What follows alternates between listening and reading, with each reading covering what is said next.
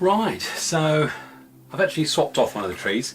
We've gone for this great big old Yamadori larch, dug up in Wales in 2015, 2014. Need a lot of work to do on that, but before we do these two, there's something that has to be done first. This is the only Korean hornbeam I have. Very happy to have it. It's a very unusual root system. I'm slowly trying to develop something. I find it a difficult tree to try and to develop by the way it grows, and I think if you have a Korean hornbeam you probably understand what I'm saying. I mean, this is an old specimen. It's probably, gosh, it's probably 40 or 45 years old despite the size that you see it.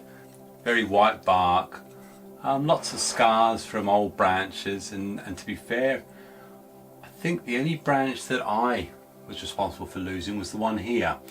And the reason why that went was because of this great big inverse taper that was happening here with this branch. And I just sort of made it so that I make it more one-sided.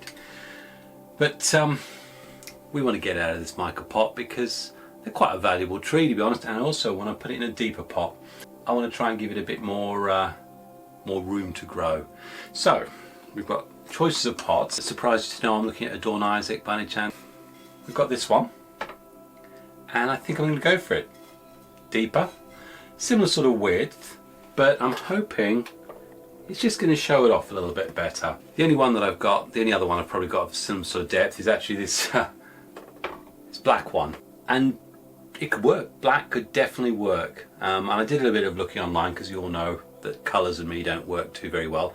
You can probably find that from my jumper, although my daughter gave this for my birthday yesterday. So I sort of just throw them in whatever pots I've got.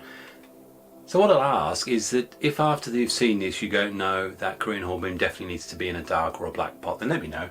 And at best I can do is put it in my reminder list on my database, and in 2 or 3 years time I can put it in that colour.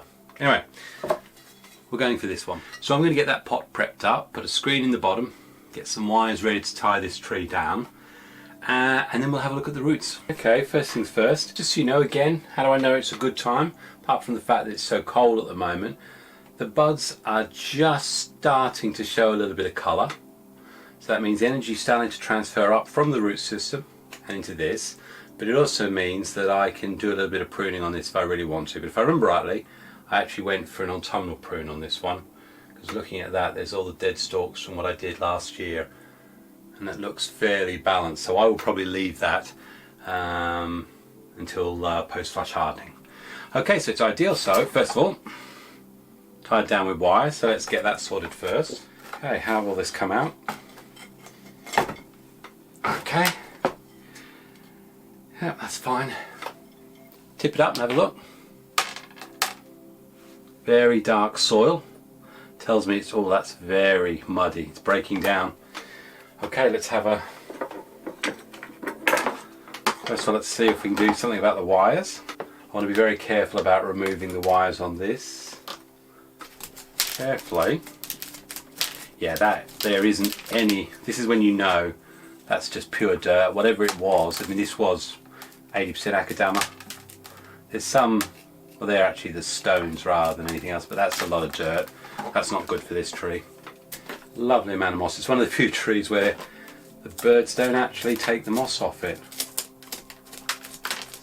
This is a more expensive tree. It's not something I can replace easily, so I will go very carefully on this root structure, but you've seen me do roots, so I'm not going to inflict that on you again. What I'll do is I'll work my way around it, and then I'll come back to you when it's done. And as often happens with these, you get a plate of roots there that have been growing around and around, so we're going to cut that.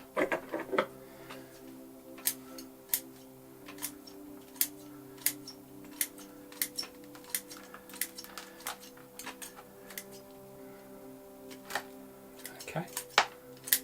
The good thing is, and I look at the roots, there was still growing room in there, but they're healthy. There's no signs of disease in the roots, which is, I think when you ask me how can you see disease roots, it's like,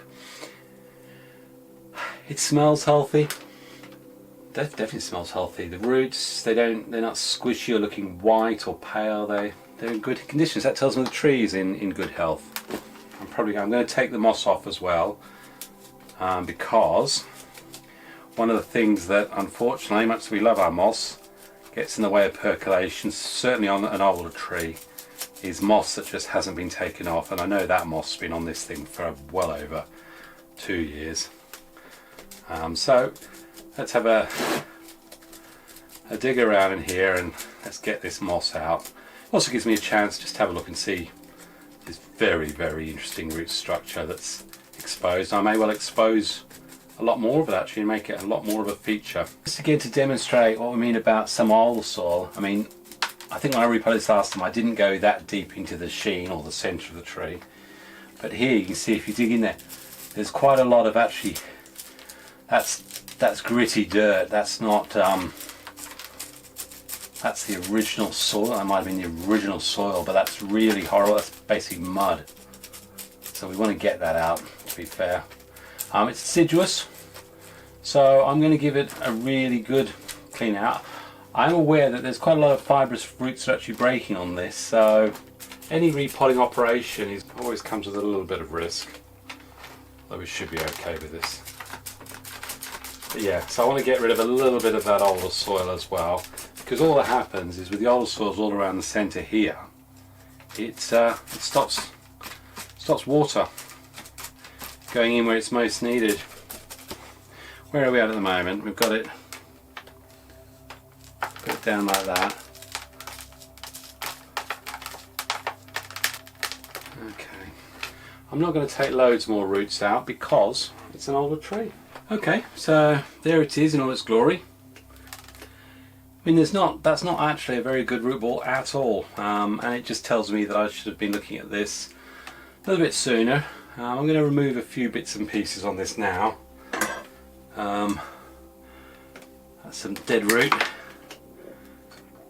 That's dead root there.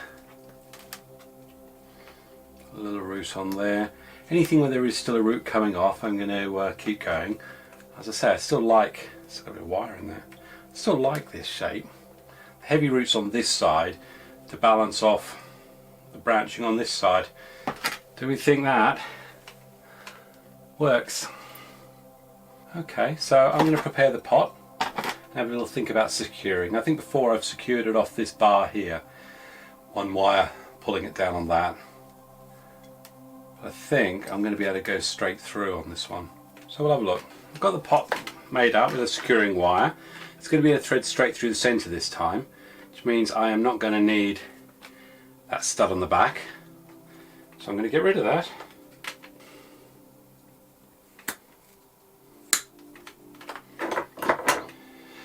And the only other thing to decide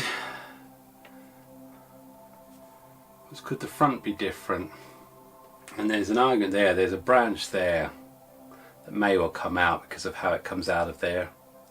It goes across the front of the tree, it's two, it makes three from one point. So that may be something that I'll look at in the future. But it's such an old tree, this has got character, and I must admit I'm tempted to keep it with the character that I'm used to. I might just bring it around a little bit on the angle. That's what I need to do. Just want to change the angle slightly, but I also want to have it a little higher up on the ground.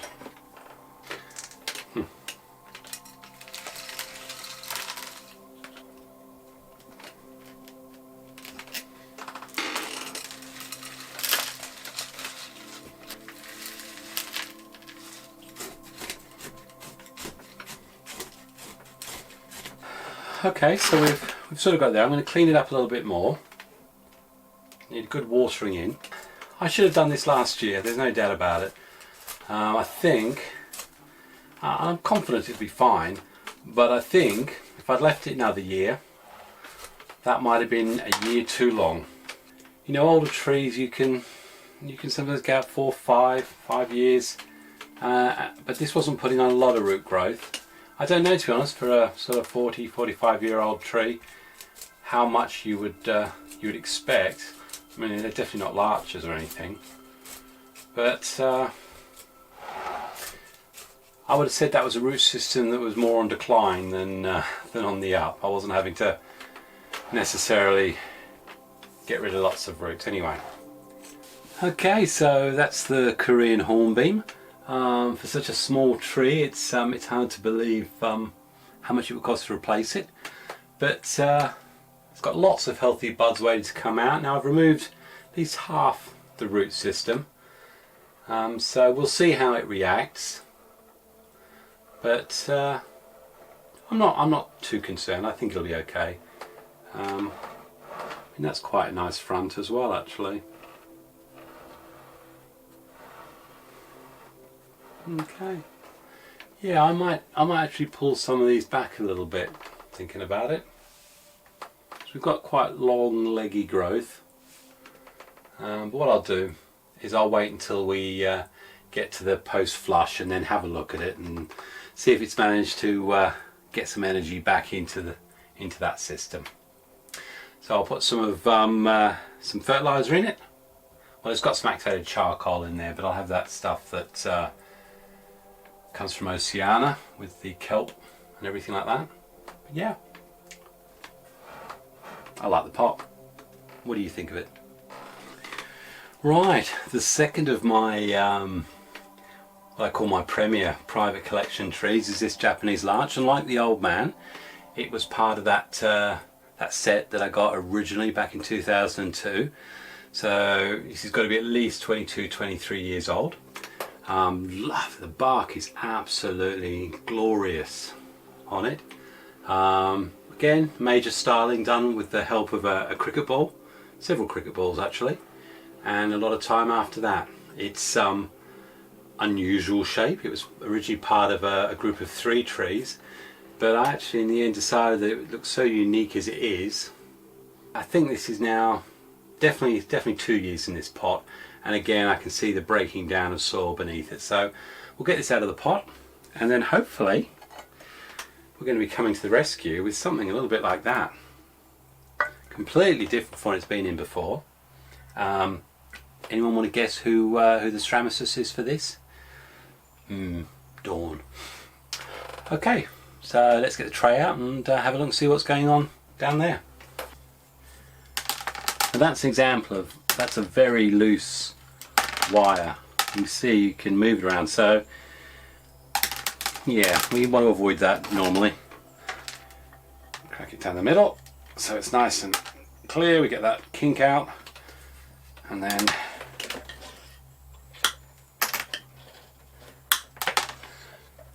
okay, they're very rusty, they are. I think they're going to come out with it actually. I imagine I should be able to lift that straight. Yep, there we go. There's a matte white roots under there. Look at that classic larch. It's definitely filling the pot. Good, that's 2 mica pots I've got. Okay, screen, pull that away. Now, I've easily got an option here where I could actually probably slice that in half. In fact, if I had my paint chipper, I would do just that, and you would literally just rest it like that and then chip all the way down, just get a nice clean break. But I haven't got it with me, a bit of a shame, so instead we'll have to do the hard long way.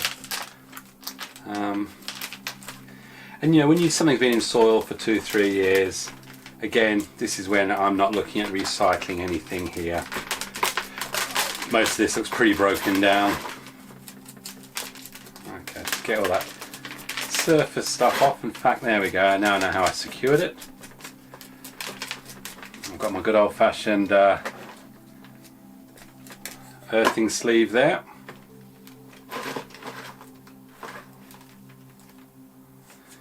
So that may well be how I'll do it again. So I'll keep that. Throw the old wire into the recycling. And hopefully I'm not going to have to take too much roots away from this. This has had pretty good root care on it. So in this instance I don't really want to be mucking about there, but I do want to take off all this extra stuff. So let's see if we can just carefully, he says, you see very long, coarse, fibrous roots. I will be doing, just so your heads up, I will actually be doing a bonsai basics, so this is how you repot, but it won't be me doing it, because even I believe I can do it. Kat has kindly volunteered to do a repot of an oak in another couple of weeks, based on the knowledge she has. So see how that goes, but that may well be part of a bonsai basics on repotting techniques, or non-techniques, whatever, we'll see. Okay, well, there you go. That's what it looks like. Great big long roots that come down. The root ball stayed nicely intact, so what we're going to be doing is just carefully cutting them. We've got a nice flat root pane. It's not planted at an angle, so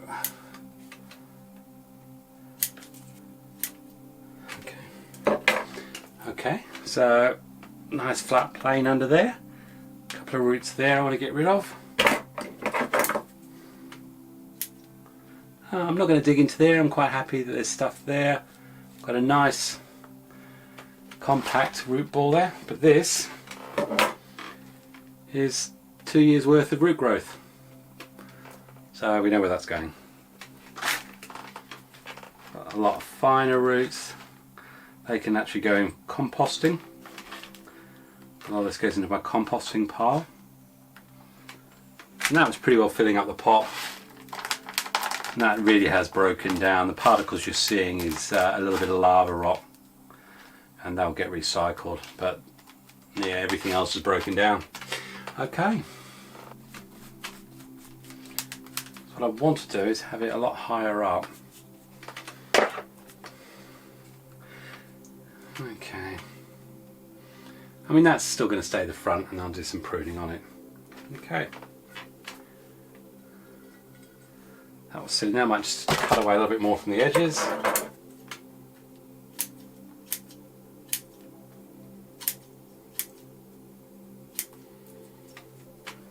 Definitely going to go for that front. There's a nice bit of little movement here.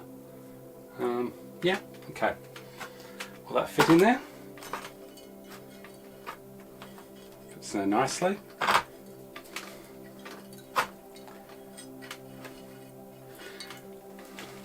do believe I have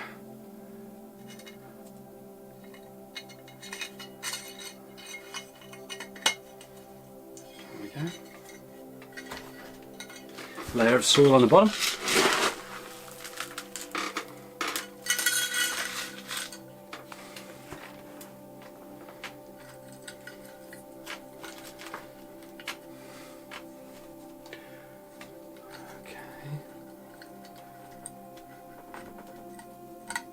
Found this root here. Goodness knows what that's from. Don't want that though.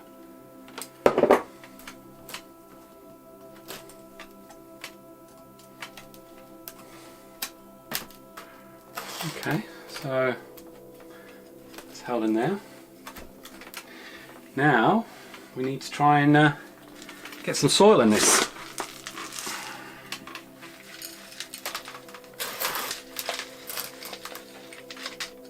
And again, as with always, packing that soil in so we take all those air spaces and air pockets. And as always, you don't need to see this, so I'll come back when it's done, because we're going to do a bit of pruning on this one. So it's now in its pot. I don't want any energy going on seeds, which is what the seed pot, which is what these hold on there, I'll get rid of that. Don't want that. Any more on this tree? No, this has got quite a lot of healthy healthy new buds, and I'll show you exactly what I'm going to do. I'm going to bring it all the way back. So I've got 2 buds there. They're the ones I want. Follow it around. There's 2 there that'll shoot upwards. It may well, I'll take those. Just neaten off that. So that's fine. Then we come into here. From this point here, we may have a dead, that's where that looks like it's dead. That's probably dead. So it's a tough one. Could do with that one being alive, if that was alive, but I've got a funny feeling what that's going to turn into a cone. It's got the look of a cone about it. And that could be a cone as well. So I'm going to stay all the way out here until I see what those two back there do. Worst case, my thinking is if they both turn out to be cones, this will be the first viable bud, and then what I'll do is I'll let it run, and then I'll cut it right back to the wall, so I'll get two smaller ones from here. It's a long way out, it's quite a coarse growth there, but so here I'm going to have a cone. That's a cone there, so that's going to be growing up. We don't want that. And in fact, it looks like that's the cone as well.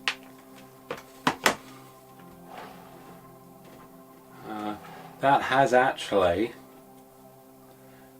two buds on it there, which I quite like the look of, and we've got two buds there. Perfect. So we'll take them, neaten up there. So we're going to look at that junction. It's actually 1, 2, 3 from it. So if we were thinking there, well, first we'd shorten that off. So now we've got two buds from there. We don't want the one going back up, in itself, so we're going to get rid of that. So now we've got 3 to choose from. So it's just about looking at the geometry of the tree now. The only thing I say is they're both in the same plane, so they're going to end up interfering with each other, whereas those are at two slightly different levels. That may work to advantage. Bearing in mind that we're going to potentially going to have a shoot coming this way, that's probably the one that we don't want. Okay, so we've got those two. Nothing else, that was in the same position over it, so yeah, sometimes it's just a call. Looking up here, we've got this one going up here, but actually we've got two buds much closer in. We'll go for that, and the reason why we're doing that, ramification. Gosh, I sounded terrible when I said that, didn't I? Right, so we're happy there. Really hope we get a bud from that, but that looks dead. Something dead back there, so we don't want that. And actually we could take it all the way back here, except again, they're rounder. I don't know if they're going to turn out to be pine cones, larch cones. So I've actually got to wait. There's only two buds here. I'll wait and see what happens. Worst case scenario, that one flushes. I'll cut back to there in late May and I'll get two new buds from there, or they'll be fine. Moving along here, clean that up. We've got something moving out this way, two buds there, but if we don't get that, actually look at filling in an area here, so I'll leave that. We've got three coming from here, right, and this is it. All that is there. There's three from this lob here, but that's just a kernel and it's pointing up as well, so we're going to get rid of that. Then we look at this here. We've got two there. See those? Two there. So they're the ones we want. Clean up that. Not sure. I think that is going to turn out to be a cone, and I'll cut that back later if it is. Clean up nubs. Again, we've got two lovely buds there. We want those two to go. Clean up that. That's probably going to be a cone. So we're moving further up here. Two there. I think that's a normal one and that might be a cone. We've got a cone here, we don't want that. We've got two viable buds there, and I think they're cones. So we're starting to find higher up the tree it's getting a little bit less tenable. There's nothing for me to cut back to yet, so I can only just watch and see what happens. Higher up, potentially what we'll have happen here is that's going to be a cone, I think. We will have two buds, shoots coming up this way. So that could be quite useful. I don't want anything coming back. Got something right there in the crotch. In fact, there's two there in the crotch, but we've got two up here. I like those two, so we'll have them. Now here's your option you've got here. if that grows out and is not a cone, that could actually have a branch coming this way, and then we've got that one there. What I could do is remove this great hunking bit here. So I'll wait and see what that does. Moving back in here, we've got that one going inside. That's never going to be any good to anyone, so we'll get rid of that. Right, so clean that. And now I'm going to follow. Look at this, isn't that wonderful? That bark is incredible. And I'm going to follow, you've just seen what I've done on this one. I'm going to follow the same principle going all the way around this tree. So I'll come back to you when we're done. Again, this is an example of where you go right back. This growth is far too far, although you've got ramification further out. In comparison to the rest of the tree, I'm better off taking that. As whether I go for this one here. I am thinking of removing this. Maybe not. I think I might do that though.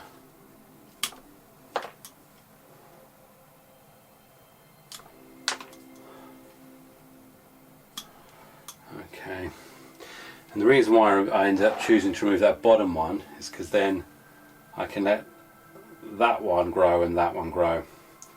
Start again from here. So we're all shortened back there. Okay, so another relatively straightforward repot of a lot older, say 24-year-old tree. Lovely olive glaze on this one.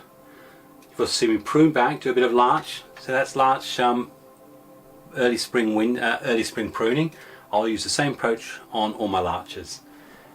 There's a little bit of shari in there. It's amazing. So obviously we have what we call the live vein on this side. Absolutely incredible tree. Really love it.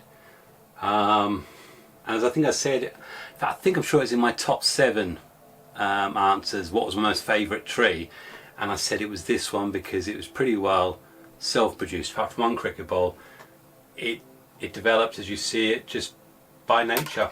I've not put wire on this, and although I'm talking about potentially wiring these out, I'll wait and see how it goes, but I really love this. This is beautiful, beautiful. Okay, so that's the larch.